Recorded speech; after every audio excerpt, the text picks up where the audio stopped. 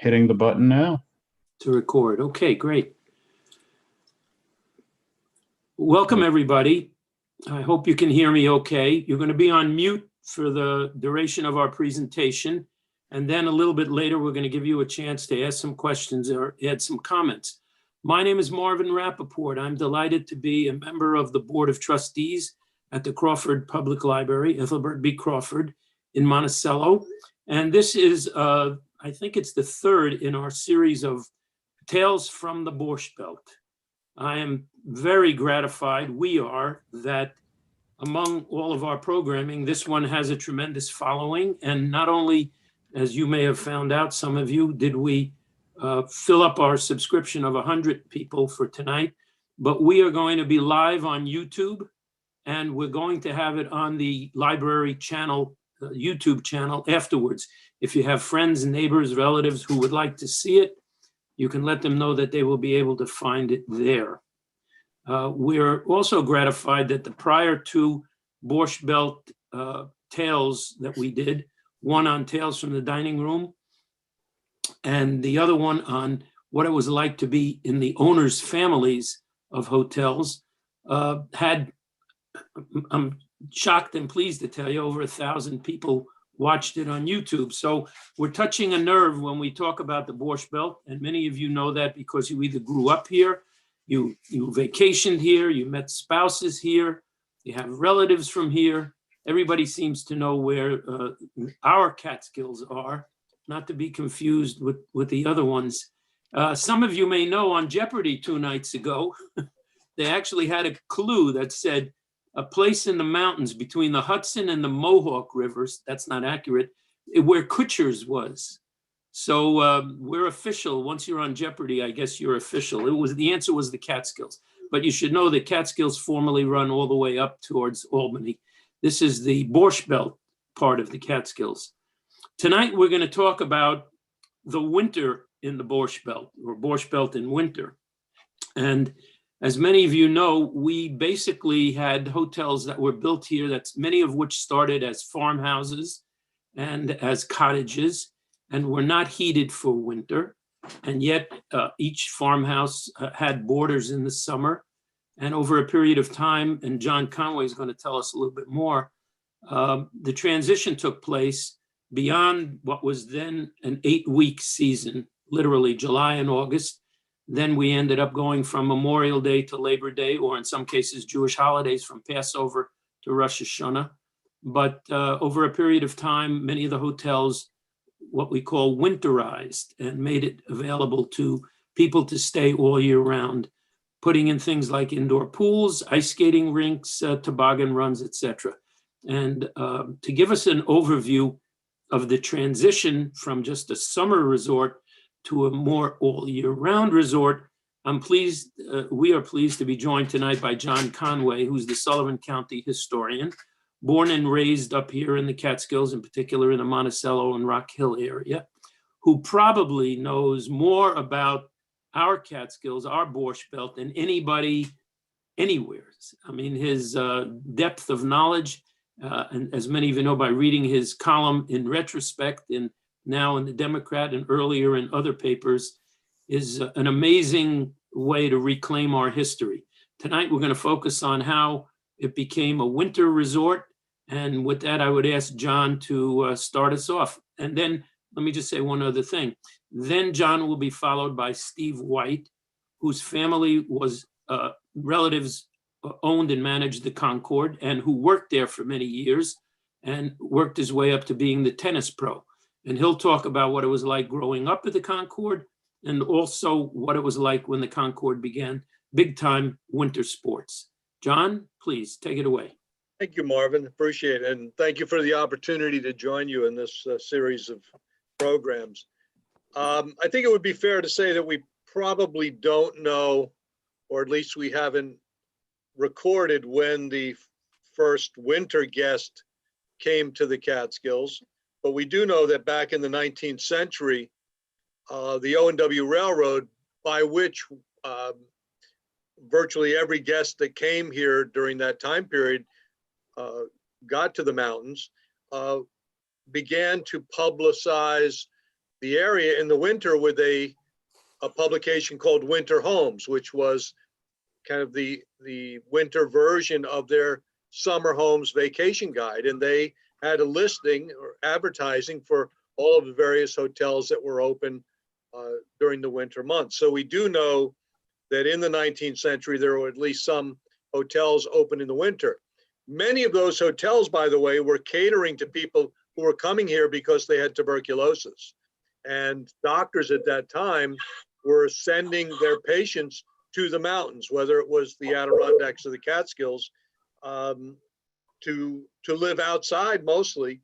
But a lot of people were coming here for that reason. So O&W had the winter homes. By the 1920s, we begin to see, by which time, of course, we've had now the Silver Age has collapsed. We see the influx of Jewish hotel owners into the area who took advantage of that collapse, by the way, to buy up inexpensively struggling hotels or the farmhouses that you mentioned that had been taking in boarders. And we know that by the 20s, they were opening in some cases during the winter months, perhaps not for the entire winter, but they would open, for example, for some of the Jewish holidays.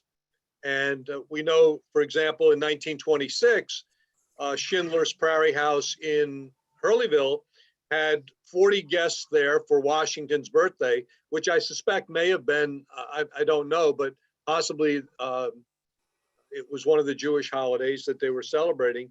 But over Washington's birthday weekend, there was a fire there that killed 12 staff and guests, which is the greatest loss of life that we've had in Sullivan County in a hotel fire.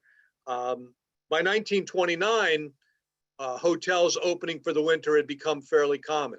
We had places like Grossinger's and Young's Gap, and a number of other hotels were heavily promoting their winter sports operations. Obviously, skiing had not yet entered the American consciousness at that point, so it was primarily sleigh rides, tobogganing, some ice skating outdoors, and of course, it continued to evolve from there. In fact, in 1929, there was if you read a recent retrospect that I did, Grossinger's reported that they had 850 guests for one of the winter weekends, and they actually had to outsource a lot of the guests, and I guess this wasn't an unusual situation, because the same article mentioned that most of the hotels that were open in the Monticello area were also packed, and they also outsourced guests. Grossinger's, by the way, that same weekend turned away 600 guests. So they could only accommodate about 380 guests on the grounds.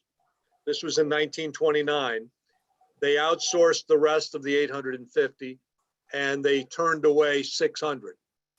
So that's an indication of how many people, and that doesn't count the Young's Gap and all the other hotels in the area. So that's how many people were coming here in the wintertime in 1929. Of course, once we get to the 40s and we see many more of the hotels opening up in the wintertime, probably as many as 50,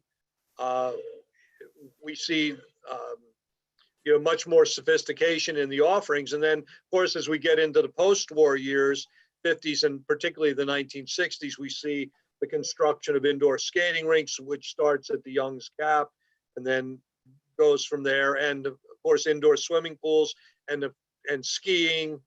They learn how to make artificial snow, which we have talked about in the past in some of my programs, either started at Grossinger's or the Concord. As I always say, since Steve is here as member of the panel, we'll say it was at the Concord. But artificial snow became, that was the game changer. And that enabled the ski hills in the Catskills, which sometimes had no snow, to actually offer skiing and compete with some of the other areas. At Grossinger's, for example, before they began to make snow, they literally would take snow from certain parts of the grounds and move it to the ski hill and spread it out so that they could offer their guests skiing. And there was a great article in the New York Times at one point, and I apologize, I don't remember the year, but it talked about a situation that occurred in, and if you've lived in Sullivan County for any length of time, you know that this is not unusual at all. There was a situation at Grossinger's where they used to ski on the golf course. And literally it was so warm one particular 3-day weekend, they had golfers teeing off next to people who were trying to ski on the same portions of the golf course. So, you know, that's kind of the vagaries of winter in Sullivan County, but the hotel suffered through all of that. And it wasn't just, you know, we talk a lot about the Concord and Grossinger's, but if I can figure out how to get these pictures up, I'll show you. It wasn't just the large hotels that offered the winter activities. I know my friend Stan Deutsch is on from California, and Stan likes to talk about the years he worked as a driver at the Columbia. He grew up in Hurleyville. Of course, the Columbia was probably the leading Christian hotel in the area during the heyday of the Borscht Belt. And they had a pretty good skiing operation there. And Stan would drive guests to the hotel on Friday, pick them up at the bus station in Monticello, for example, and then he'd take them back on Sunday, and many of them would have casts on their leg, you know, from a skiing accident. But I haven't, let me see if I can get this brochure here. If this will come up. Is that up on the screen now? Yeah. So that's a brochure from the Columbia, which began to advertise itself as the Columbia Ski Resort every winter. And that was up until 1969 when the Columbia closed. I also have the inside of this particular brochure. Let's see. So there's what they you know, basically opened one or two of their buildings, which Marvin, as you mentioned, the big problem was, do you have heated rooms for the winter? No one wanted to stay in a cold room. So they obviously not all of their rooms had been winterized, but here's the other part of that. And just for those of you who are interested in the snowmaking, is this up on the screen now, the snowmaking? No, that's not there. All right, let me try to do this over again. Hold on. It hasn't changed. John, while you're doing that, I think we chatted the other day that we knew that at least there were about 10 or 11 hotels that had skiing. The Laurels, Kutcher's, Concord, Grossinger's, Pines, Columbia, Homowac, and I guess someone said Davos qualified. And I guess there was one in Narrowsburg. Hillside Inn. The Hillside Inn. In 1969, the Times Herald Record ran an article about winter sports in Sullivan County, and they listed I think 10 hotels, which included the Columbia. By 1970, they ran almost an identical article. Obviously, the Columbia wasn't there, but so you had the Columbia, Kutcher's, Laurels, the Pines, Homowac, Grossinger's, Young's Gap, the Concord, Hillside Inn in Narrowsburg. That's 9. And Big Vanilla, which I never knew had hotel rooms, but according to that article in the Record, they listed as a hotel. So is this Columbia Resort brochure up on the screen now? Yes. Okay, so now let me try to show you this. I have a picture of snowmaking, which I got from the New England Ski Museum. And according to their chronicle of snowmaking actually began in New England, but on a very small scale, and they never used it to completely cover slope. It was primarily used to fill in thin spots or to supplement natural falling snow. But according to them, beginning in 1952, Grossinger's installed snowmaking equipment to basically cover their entire slope. And this picture that I'm about to show you is from their second generation snowmaking equipment, which this is from 1956. I don't know much about snowmaking, but it looks like kind of a primitive nozzle there. But this, you can see the Grossinger barn in the back that many of you may remember.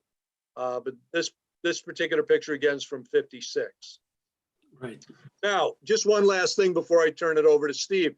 Although skiing made these inroads in the early 60s, in 1966, the Concord did a poll, and they polled their hotel guests to what were their favorite attractions, what were they most interested in the wintertime. 50% of the guests said the number one attraction was tobogganing. 33% said ice skating. Skiing was down on the list, although among the younger guests, skiing was far and away number one. So that was 1966. Many hotels by that point had already, they had indoor skating rinks, indoor pools, and snowmaking. So that was kind of the triple play that you needed to really compete in the wintertime in the Catskills. Amazingly, Alan Barish and I think Alan's on here tonight, we began to research at one point and compile a list of the indoor pools in Sullivan County. And I think we came up with 40, and we were sure we hadn't gotten them all. So there were a lot more indoor pools than we think at the resorts.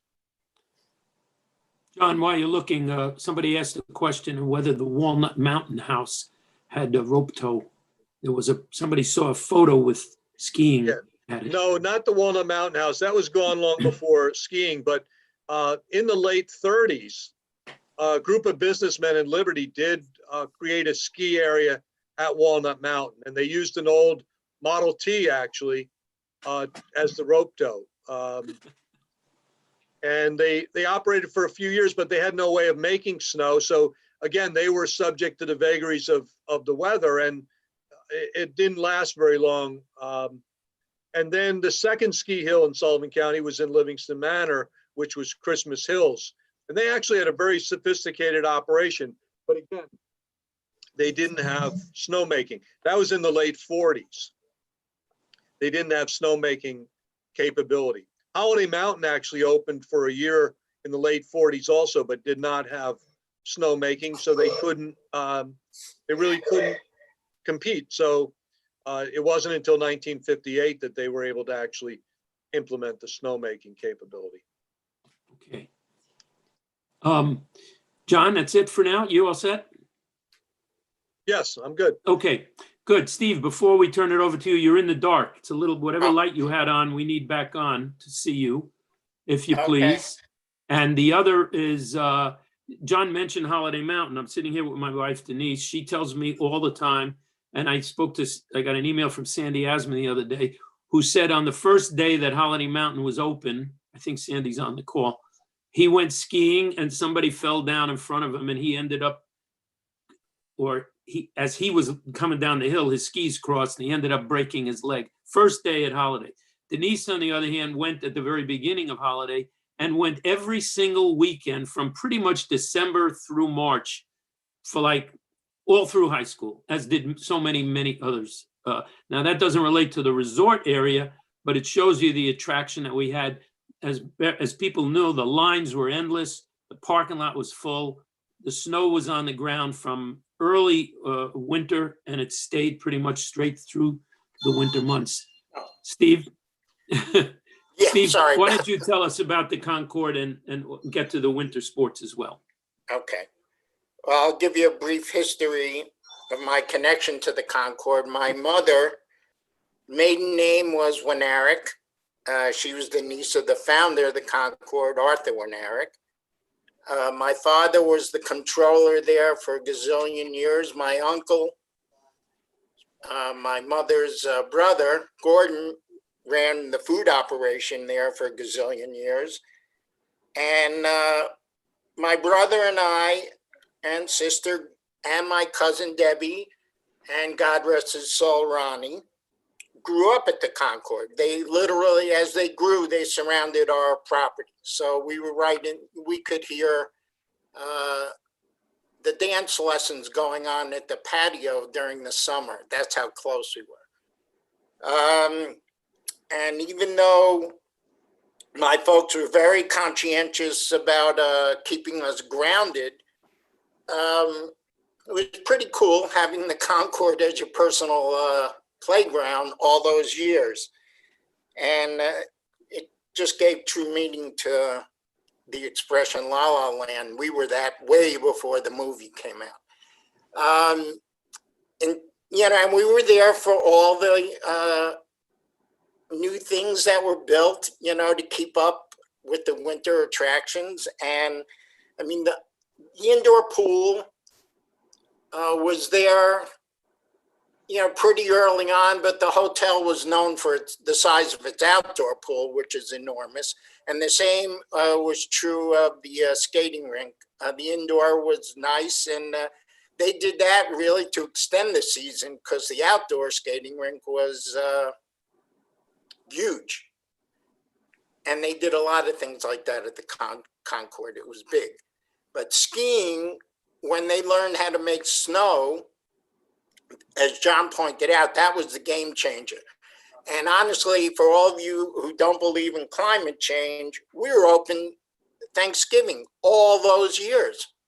It wasn't until, you know, recently, I mean, they can't even make snow for Christmas at Holiday Mountain.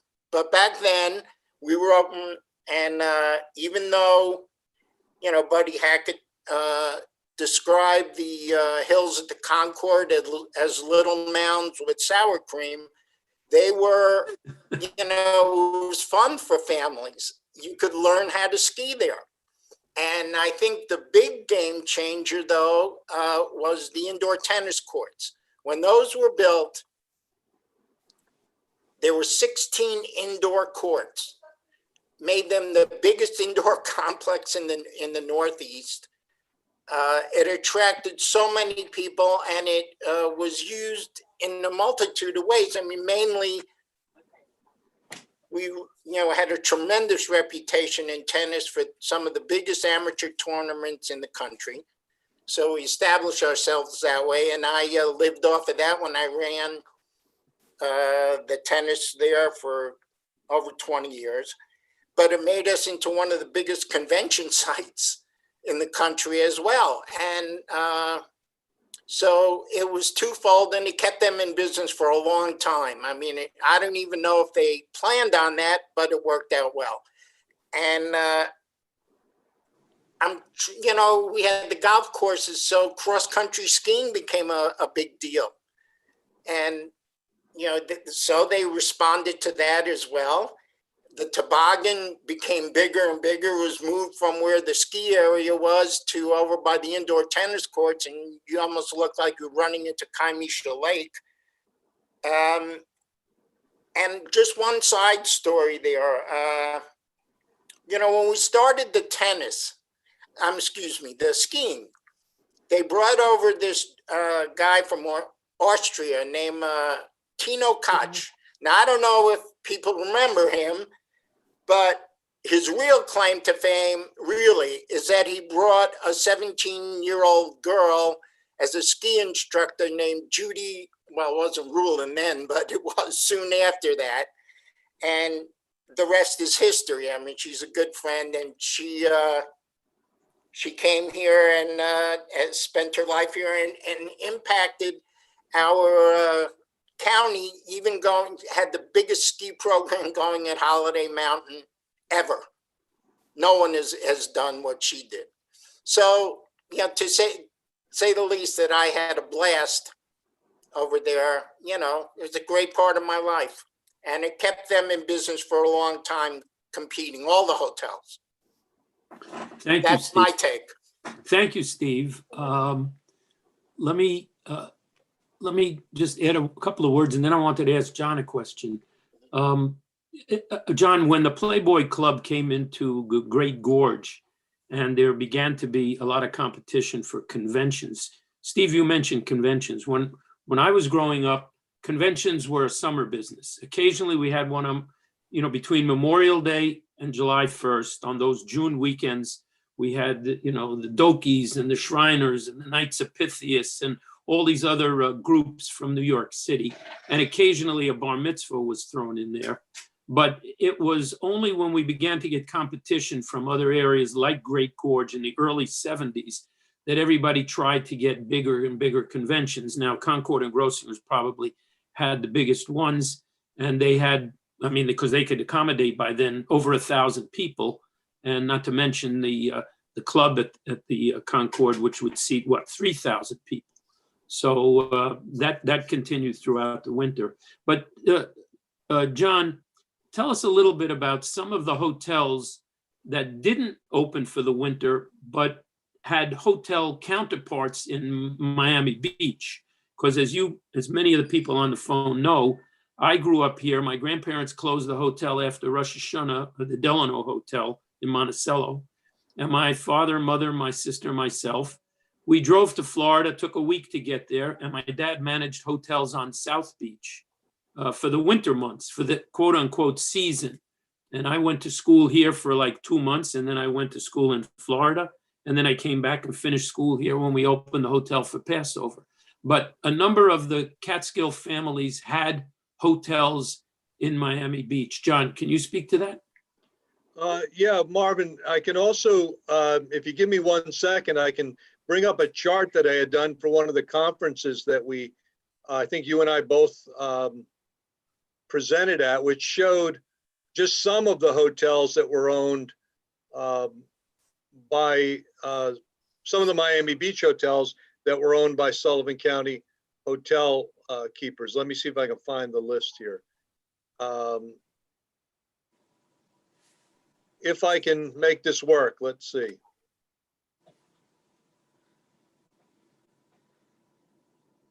Bear with me.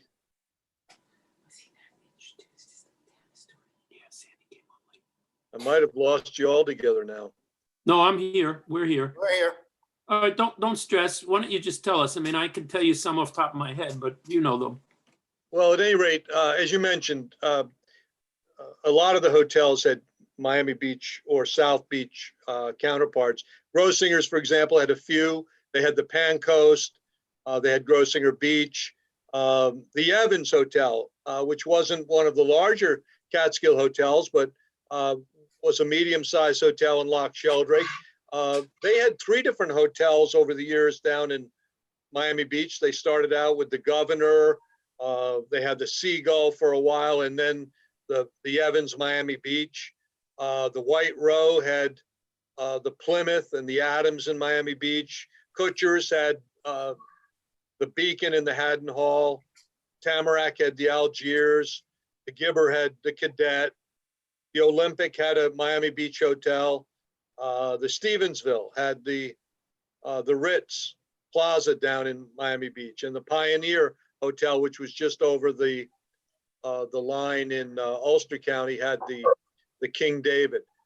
So that was really a pretty popular thing for a long time prior to the advent of or the popularity of the winter season here. Just as a footnote, the smaller hotels like ours, the Delano, had about 350 guests. My granddad used to say, I'm not going to go for an indoor pool. He said, I have to change everything in my place if I do that. Everybody's doing it. I know what the pressure is, but it was required a tremendous investment, and winterizing all these rooms was a major issue. So he didn't make that leap, and those hotels that didn't kind of went out of existence earlier than some of the ones that did. But also, Marvin, by the same token, a lot of the hotels that invested in indoor pools put themselves out of business because of the debt service that went along with that. And as you said, it wasn't just a matter of spending $500,000 or $750,000 on the pool, the indoor pool, but you also had to winterize and upgrade a number of rooms to make it worthwhile. So, and it also happened, and this is something that often I think is underappreciated, the impact that this phenomenon had on the hotels. But in 1964, the New York State banking laws changed, and it enabled out-of-county banks, out-of-region banks to come in and take over some of the local banks. And this was a huge setback for many local businesses, not just the hotels, but where you used to have locals, probably your neighbors making loan decisions, and they would say to you, you know what, we know that January, February, pretty tough months, skip the payments, you'll double up in July and August. The big banks weren't going to do that, and their loan decisions were made in White Plains or somewhere else, and this impacted the hotels. So a lot of them were financing major construction like an indoor pool through the contractors. It was what Harold Gold always called Sullivan County currency. The contractor would bankroll the job, but he didn't want to wait 10 or 20 years like a bank would for his money. So the hotels they couldn't possibly meet that kind of debt service. And the indoor pool was really, in my opinion, was the downfall of many small and medium-sized hotels. The Waldemere, the Flagler are two very good examples. In 1966, they both filed for bankruptcy because they had built these indoor pools, and it just put them over the edge. So I think your family made the right decision by not joining the club. Unfortunately, a fire ended up making the decision for us. And in 1968, we went out of business when a fire took the main building down. One of the other things I remember in terms of not having heat, even in the summer months, there were some cool days, certainly in June and July, June as it were. And because the lobby and the dining room and the nightclub were heated, everybody sat in the lobby on those cold days because they couldn't go back to their rooms when there was heat. They all clustered in the lobby or the card room or someplace, the TV room. In those days, they didn't have TVs in every room. And I can remember everybody clustering around, waiting anxiously for the door to open for the next meal, which is a whole other story. And we talked about that in an earlier one. So anything else that you want to add, John and Steve, before we open it up to some of comments from our viewers? And when we do, I would offer this. There are more viewers than there are screens on my iPad. So I'm going to ask you to use the chat function and let us know that you would like to ask a question or raise your hand. If you do raise your hand, I will try to find you. And then we need to unmute you. And then you need to hit the bar on your screen to unmute yourself as well so that we can hear you. So we'll take a moment for anybody who has a question to put it in the chat function. You could send it to me individually or to everyone. And if I see those questions, I will recognize them. Is there anybody that has a question or a comment?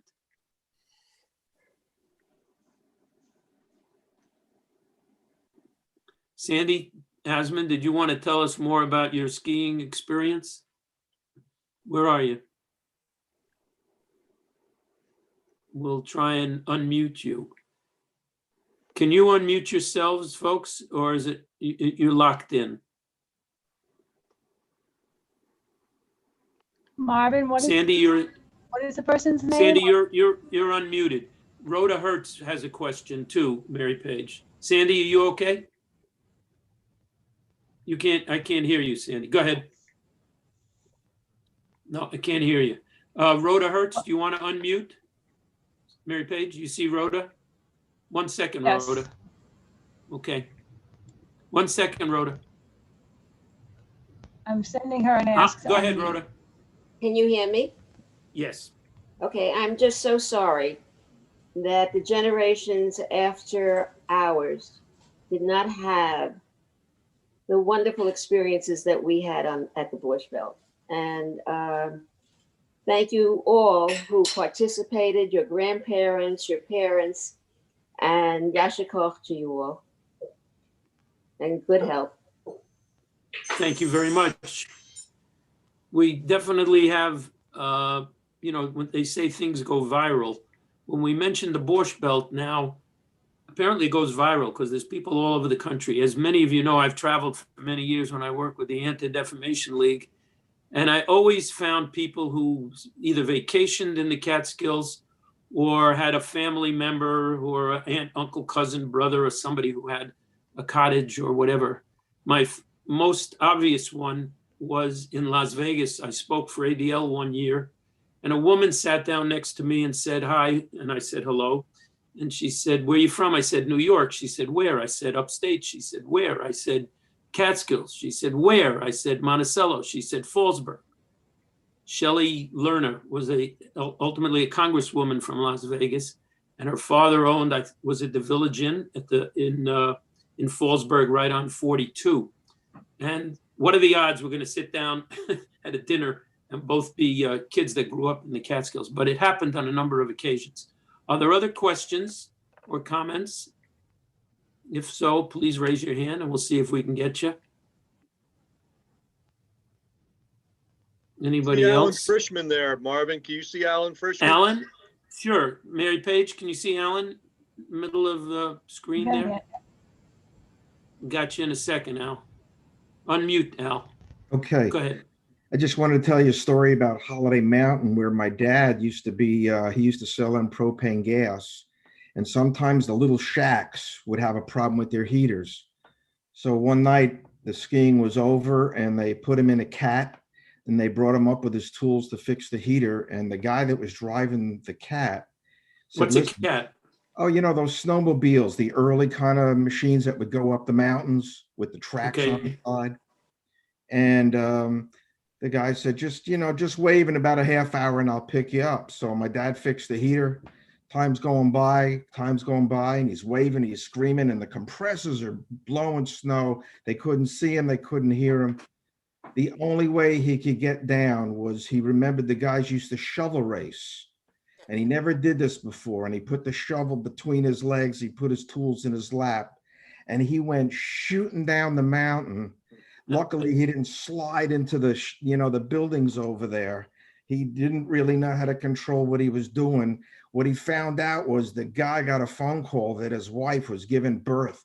He took off, forgot to tell anybody that my dad was up on the mountain. And he says, "I'll never do that again." But it was quite an experience talking about winter sports. He had to make the things work. So, Alan, you had bungalow colonies on both sides of your family, and yeah. you're one of the Catskills tale tellers as well. You had the dubious distinction of having to open and close the heating systems and all the things that you needed to do for us summers only places. And I'm sure that was an adventure. Yeah, we didn't work too much in the winter hotels or bungalow colonies. We just had to make sure to close the pipes and reopen the water in the spring. And it's always interesting how people came up and thought you just turn the switch on and the water runs. But the plumbing up here in the bungalow colonies, I guess some of the summer hotels also, was awful. Nothing was really built to maintain, the cold climate, and the way the construction was built, it was awful. Well, nothing was built from scratch, Alan. Everything was piled on, added to. So if you had 5 units, you threw another unit or another unit and you added some new piping or whatever. But everything that started still was there. They didn't replace all the piping at any point because it was too expensive, or the electrical wiring for that matter, or the sidewalks, or all the other craziness. But you also were in a band for a period of time. I was going to tell you a story where we worked in the Homowac, probably 1968, and it was the holiday weekend, and it was a real busy weekend. We couldn't make it home. We weren't staff members because we all lived in Monticello, so we had regular jobs, and during the day. So the playing in the band was the nighttime stuff. We didn't stay in the staff quarters because if you did that, they would take out room and board. You'd wind up with no money, but you had fun. So it's snowing and snowing. We did our shtick and we couldn't get home. We said, we'll just sleep in the lobby. There was a woman there. I remember her like it was yesterday. Her name was Marie, and she was in control of security. Big woman.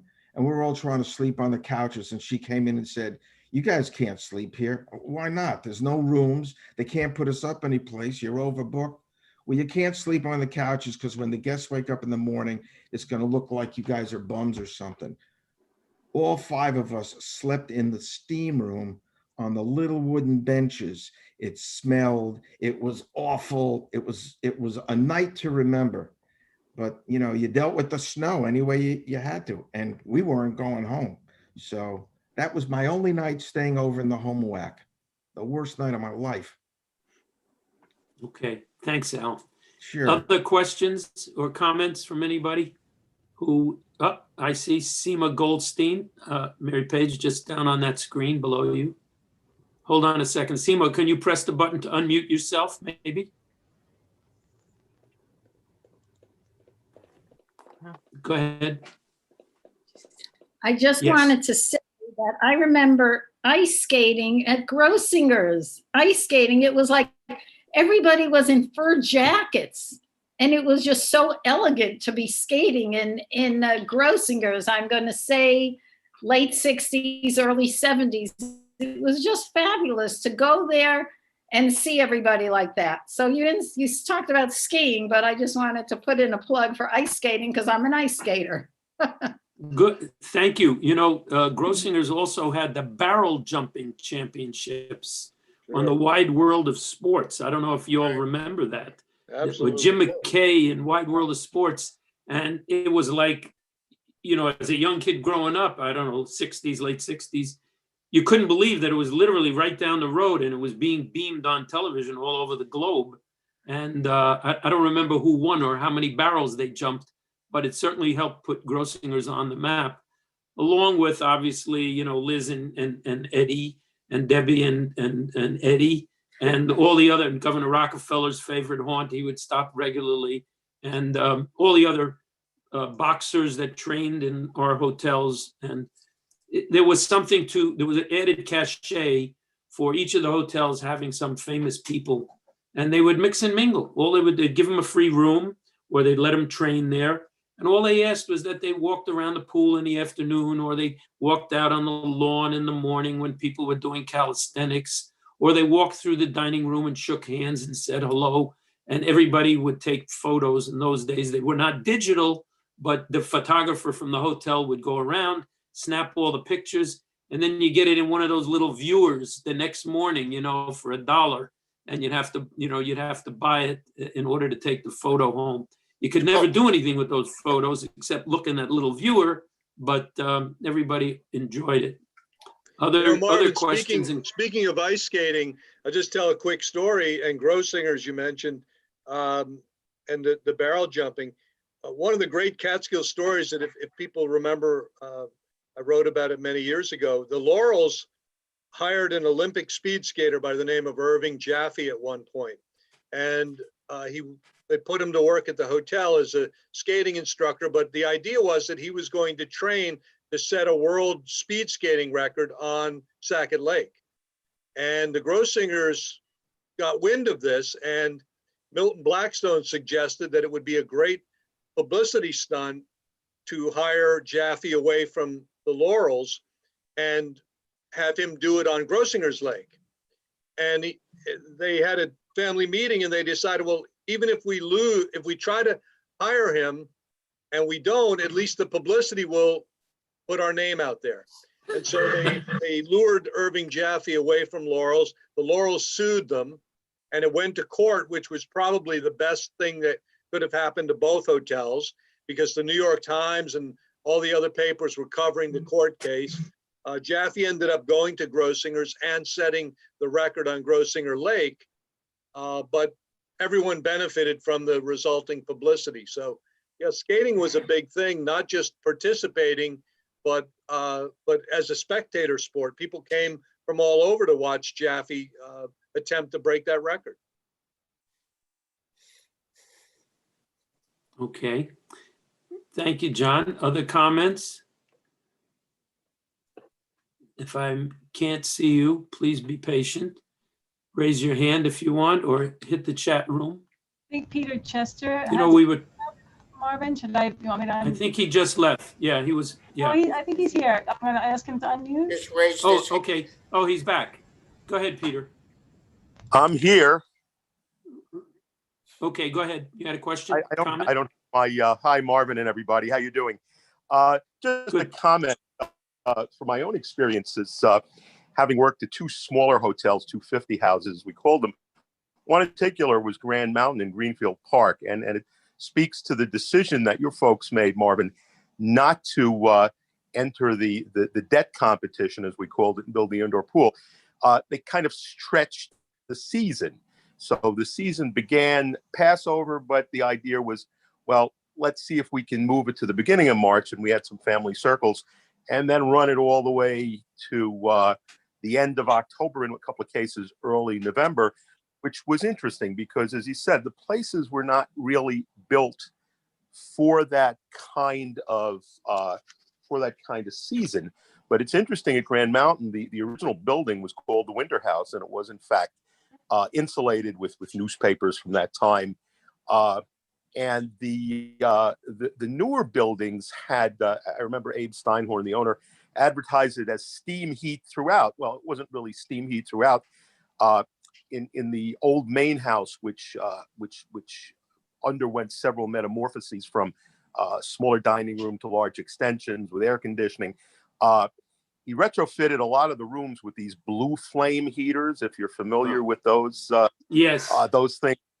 And it was interesting. I mean, I don't know about the zone codes in Ulster County, but it was wild because the little copper pipes that carried the bottled gas from Fallsburg Gas ran outside the rooms, and the guests would come up, they turn on the gas valve, and and they put these things on. And I'm saying to myself, my God, this was retrofitted already in the late 50s, early 60s.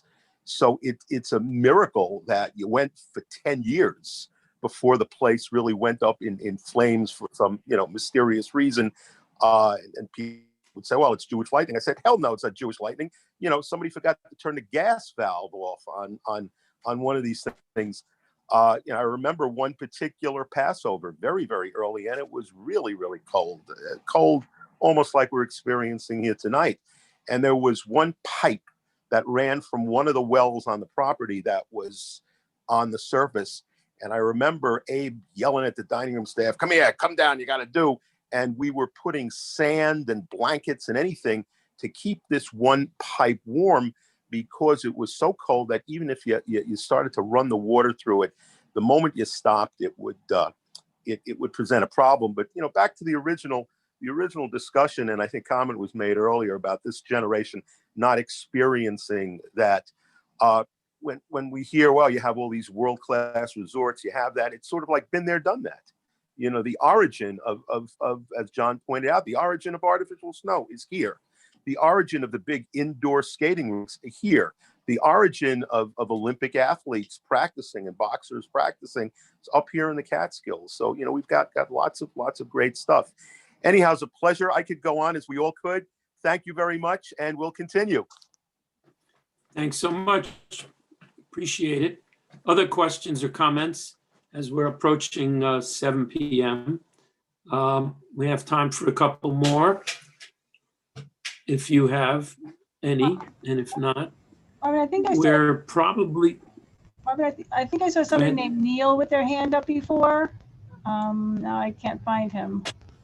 Neil Davidoff, did you want to make a comment? Hold on, let's get you unmuted. Hold on 1 second. You have to, can you unmute yourself now? Yeah, I think so. where are you, Neil? I'm here. Are you a photo or are you without photo? No, It's right here. I'm on. Can you hear me? Okay, go. Yes, Yeah. go for First it. of all, Marvin, how are you? Haven't seen you in a long time. Great, I was going to say, long time no talk. Long time, exactly. I had a great experience. I worked one Christmas at the Concord Hotel, and you talked about Tino. I worked for Tino, and we gave out skis and boots. And you were able to take a break when you wanted it, and you could join any group there to take a lesson. So I took a break and I went out and there were 3 people standing there. And I happened to be Joey Bishop, Jan Murray, and Buddy Hackett.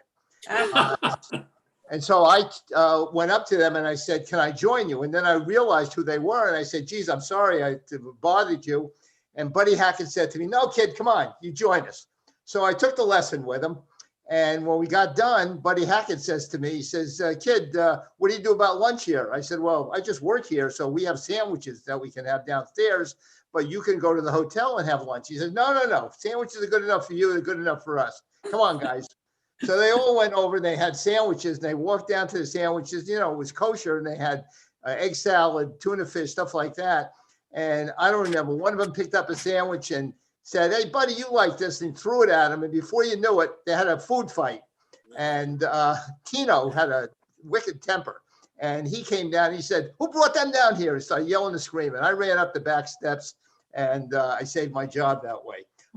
But that was just one of the experiences that I had there at the Concord Hotel. Great That's a good story. one. Thank you, Neil. It's terrific. You look great. It's good to see you. It's good to be seen. Here, here. Anybody else for questions or comments before we wrap up?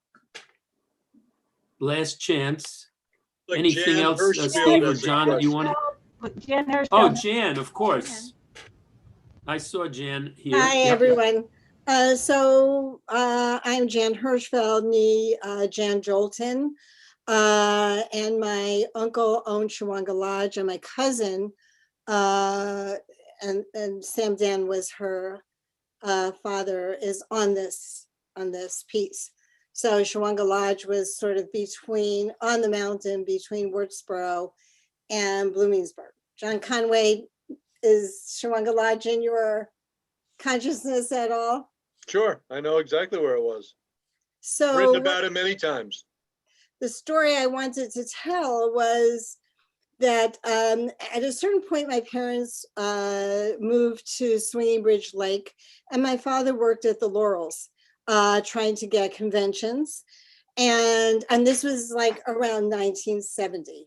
Or maybe 1969, 1970. And I want to piggyback on the Laurel story, because at that time there was, I don't remember his last name, but his first name was Mac. And he was also an Olympic ice skater, and he had the ice skating concession.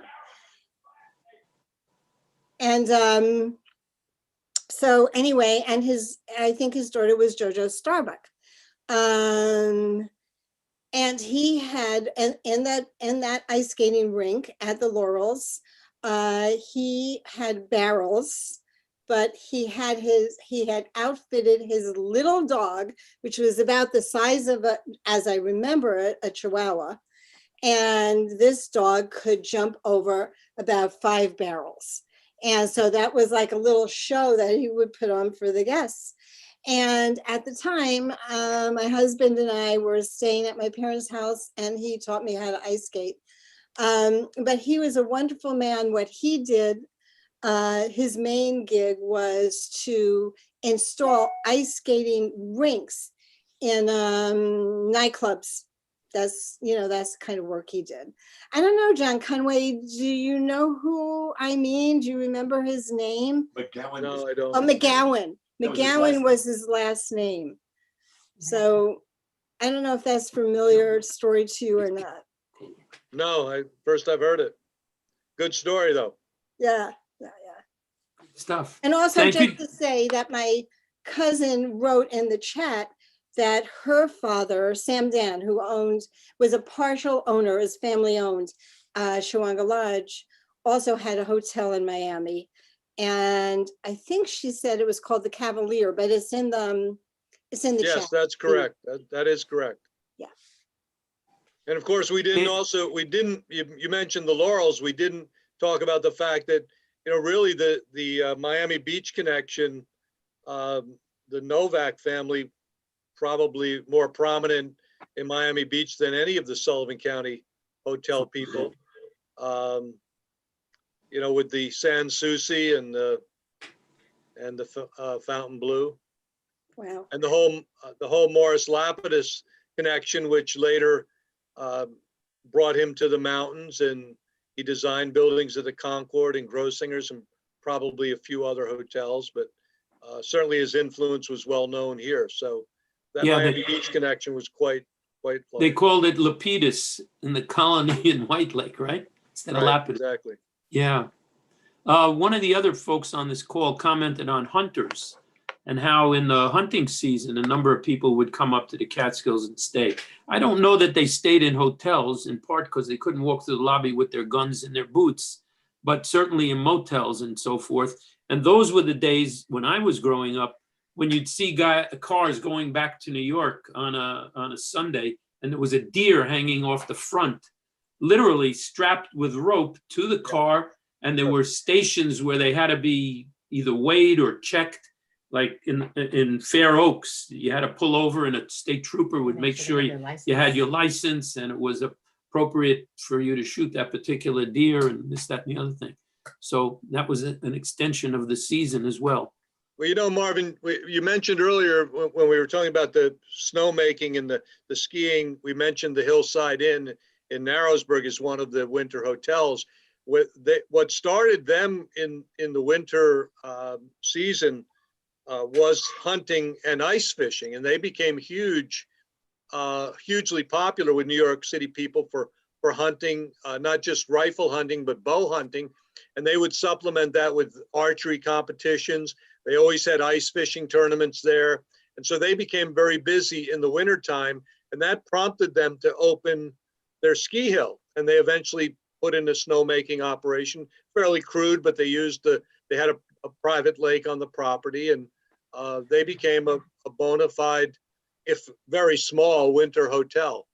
But again, hunters stayed there for many, many years. But you're right, it wasn't typical for the hunters to stay at the hotels. But, you know, a subject for another time, you mentioned motels.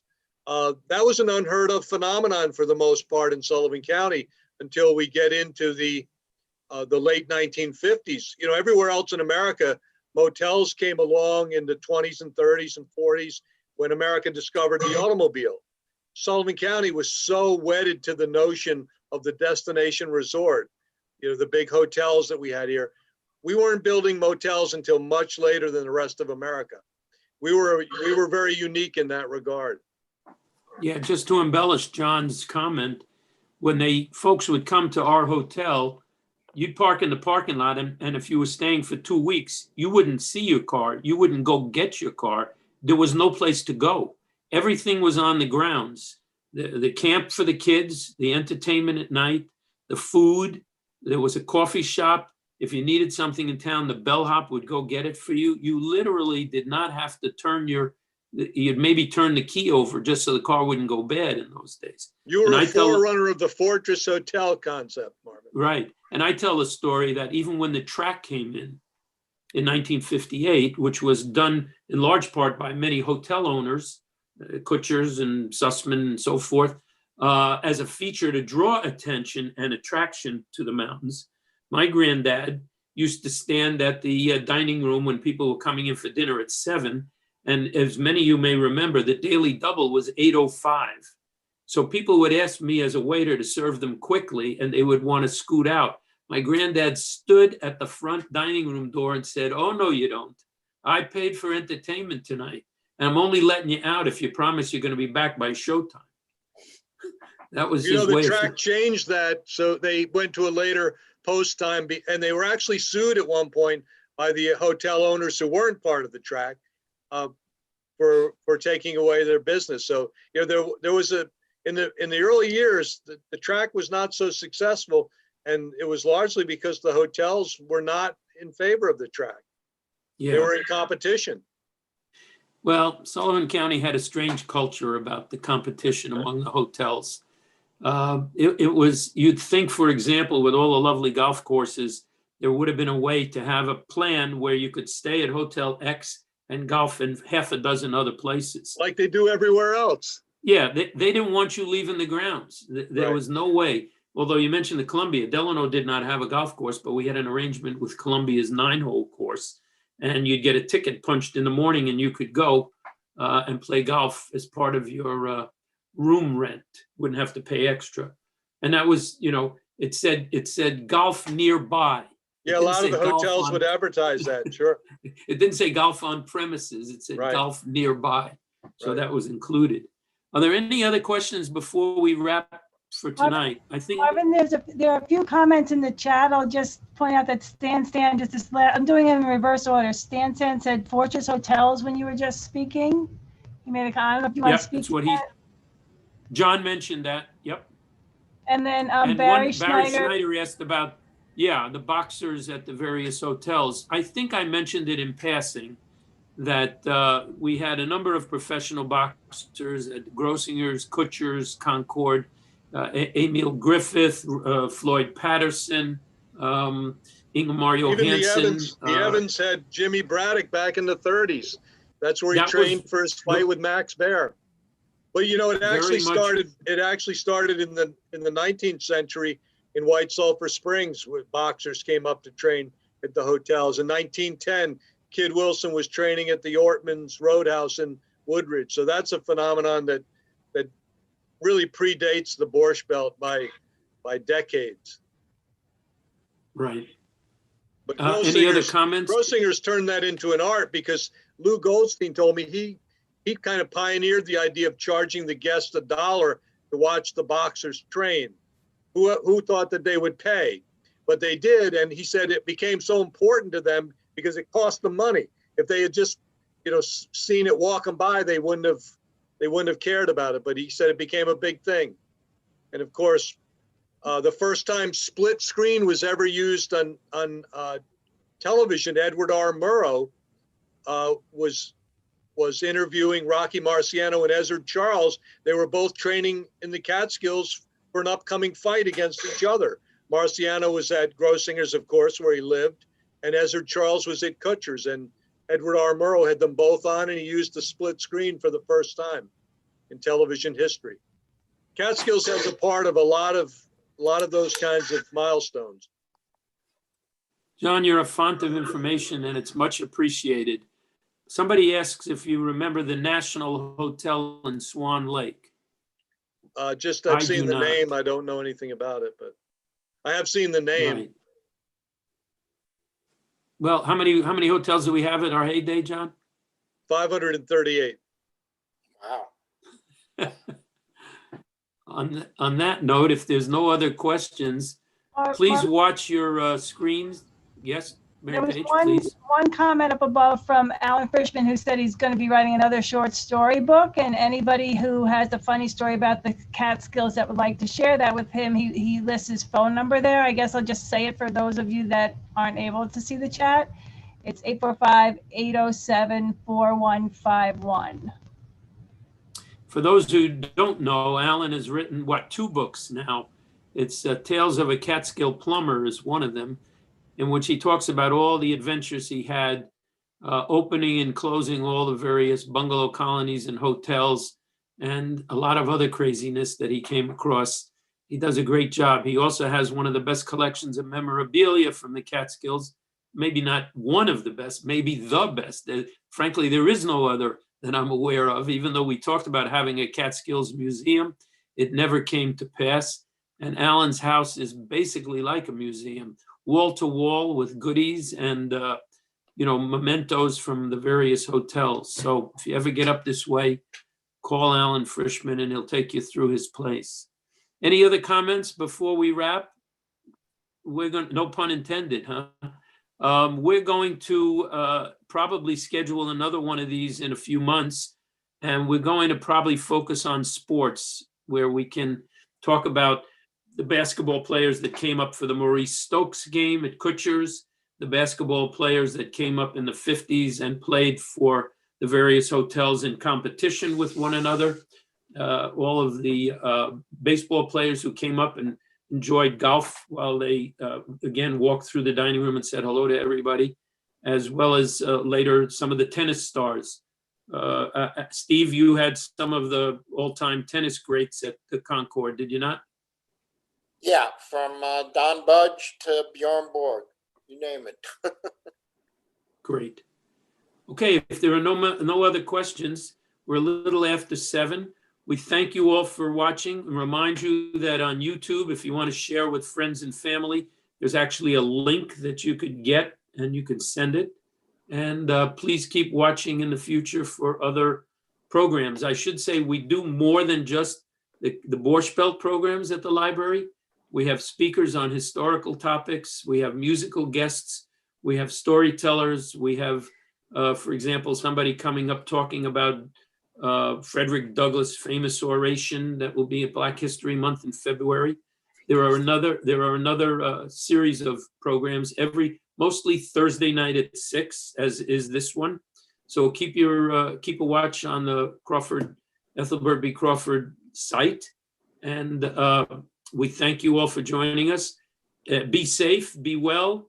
As they used to say here, sei gesund. And we'll see you next time. Bye now. Thank you.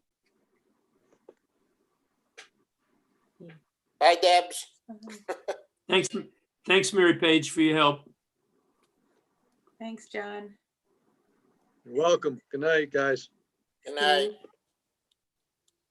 Thanks, John, Steve. Appreciate it. Thank you. The final comment there, something, but my grandfather built the nationally, also built the Swan Lake Synagogue from Erwin Rapinski did say that. So Thank you. just so you know. Great. And many people saying thank you. One last question. Is there a last question from somebody? One last question. Edward Lundquist. Let me see if I can find him. Here he is. Will there be any meets about trains? John, you may want to speak to that. We could have a program on the trains through the Catskills. I think John has left. Yes, the answer is we'll put that in the hopper. Thank you for raising it. Well, thank you very much. Appreciate it. Yeah. I'm in Okay. Manor Inc., the Livingston Manor newspaper, and I like to write historical articles, and this is just the sort of thing where I can learn so much from it. Great. You got to put those sponges as a background, if you can hear me. Manor Inc. is a volunteer-run newspaper, and they do a great job. Thank you. Thank you, Mary Page. Right. You can